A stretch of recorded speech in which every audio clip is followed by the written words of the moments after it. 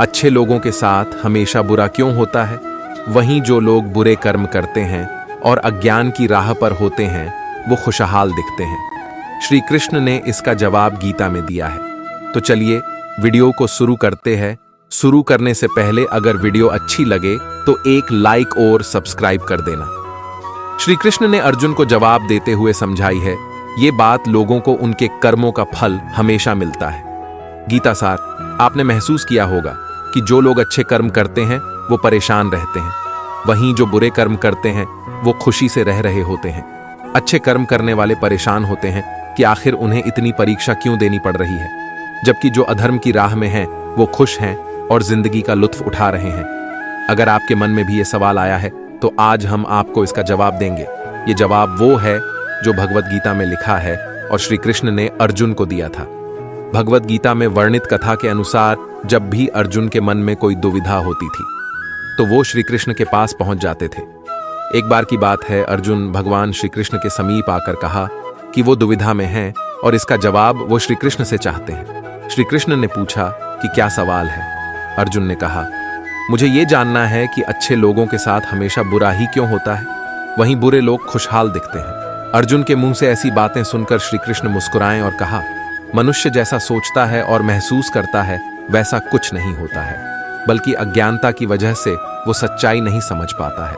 अर्जुन उनकी ये बात समझ नहीं पाए। इसके बाद श्री कृष्ण ने क्या कहा वो जानते हैं। श्री कृष्ण ने अर्जुन से कहा, पार्थ, मैं तुम्हें एक कथा सुनाता हूं, उसे सुनकर तुम समझ जाओगे कि हर प्राणी को उसके कर्म के हिसाब से ही फल मिलता है। प्रकृति हर किसी को अपनी राह चुनने का मौका देती है। अब वो मनुष्य की इच्छा पर निर्भर करता है कि उसे धर्म की राह चुननी है या अधर्म की। कथा शुरू करते हुए श्री कृष्ण ने कहा, एक नगर में दो पुरुष रहा करते थे। एक पुरुष व्यापारी था जिसके जीवन में धर्म की बहुत महत्ता थी। वो पूजा पाठ में यकीन रखता था, वो हर रोज मंदिर जाता था और दान धर्म भी करता था और हर रोज भगवान की पूजा करता था। वहीं दूसरा पुरुष बिल्कुल विपरीत था। वो हर रोज मंदिर तो जाता था लेकिन पूजा करने नहीं, बल्कि मंदिर के बाहर से जूते चप्पल चुराने।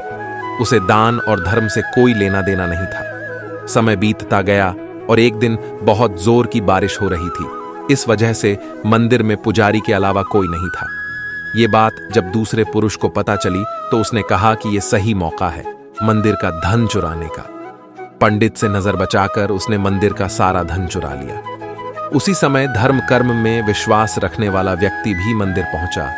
दुर्भाग्य से मंदिर के पुजारी ने उसे ही चोर समझ लिया और चिल्लाने लगे। वहां लोग एकत्र हो गए और उसे बहुत मारा। किसी तरह वो बचते बचाते वहां से निकला तो दुर्भाग्य ने उसका साथ वहां भी नहीं छोड़ा।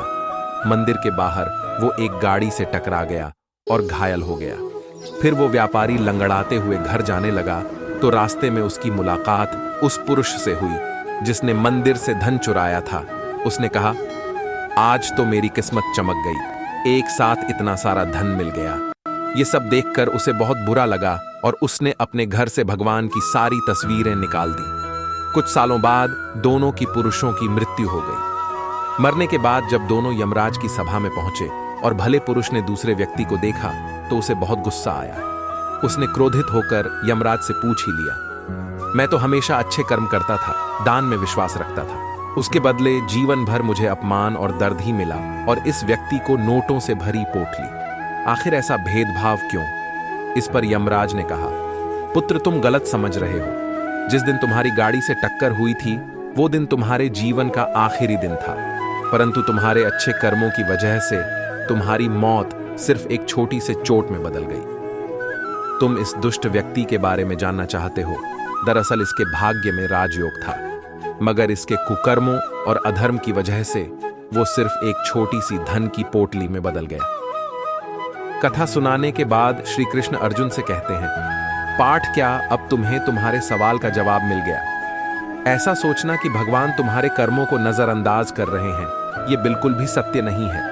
भगवान हमें कब क्या किस रूप में दे रहा है मनुष्य को समझ में नहीं आता है, मगर आप अच्छे कर्म करते रहें तो भगवान की कृपा हमेशा बनी रहती है। इसलिए अपने अच्छे कर्मों को बदलना नहीं चाहिए, क्योंकि उसका फल हमें इसी जीवन में मिलता है। इसलिए मनुष्य का फर्ज है कि वो हमेशा अच्छे कर्म करते रहें, क्योंकि श्री कृष्ण ने गीता में भी बताया है कि किसी के द्वारा किया गया कर्म बेकार नहीं जाता है, चाहे वो अच्छा हो या बुरा।